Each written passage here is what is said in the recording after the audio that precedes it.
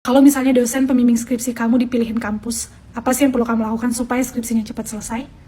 Simak video ini sampai habis. Yang pertama, teman-teman, kalian harus research siapa dosen ini. Jadi research siapa dosen ini itu penting banget, karena seperti yang kita ketahui dalam proses membuat skripsi, dosen pembimbing itu punya andil yang sangat-sangat besar menentukan cepat atau enggaknya kita selesai skripsian. Nah, terus apa sih yang bisa kita lakukan untuk mencari tahu siapa dosen ini? Pertama adalah kalian cari tahu dulu dosen ini tuh concernnya atau dia itu spesialisasinya di topik apa dalam jurusan tersebut. Jadi kan kalian di jurusan ini, misalnya contohnya kayak aku di jurusan hubungan internasional.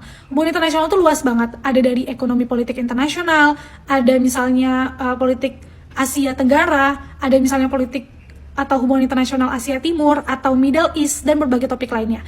Nah, kalian cari tahu nih si dosen ini tuh, dia tuh concernnya atau karya-karya akademiknya selama ini tuh yang dia hasilkan tuh di isu-isu apa. Pasti ada spesifik.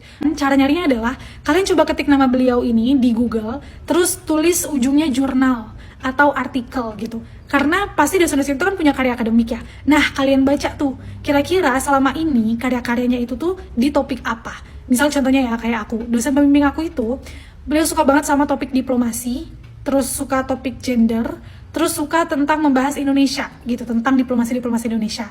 Nah, akhirnya aku mengangkat topik tentang itu. Jadi saran aku adalah kalian cari dosen ini tuh selama ini karya akademiknya tentang apa, dan kalian mengajukanlah topik skripsi tentang itu. Supaya dosen ini tuh suka kalau misalnya bimbingan, karena ya topik yang kalian bahas adalah topik yang dia suka. Jadi pasti dia akan excited untuk nanyain kapan nih bimbingan lagi, atau dia mungkin akan excited untuk memberikan saran-saran yang jos gitu buat skripsi kalian. Dan yang kedua yang bisa kalian lakukan adalah teman-teman cari tahu dosen pembimbing ini tuh sebelumnya siapa sih yang dibimbingnya gitu. Jadi kakak tingkat kalian itu siapa aja yang dibimbing sama dosen ini. Nah, terus kalian hubunginlah 1, 2, 3 orang, kalian tanya gimana sih skema bimbingan, skema konsultasi sama dosen pembimbing ini. Beliau ini tuh suka konsul di hari apa misalnya, atau di jam berapa. Terus tipe beliau ini kalau ngasih revisian kayak gimana. Beliau ini sukanya anak-anak itu kayak gimana cara ngerjain skripsinya. Apakah dikerjain dulu banyak-banyak baru dikonsultasi, atau konsultasi per subbab atau per bab-bab gitu.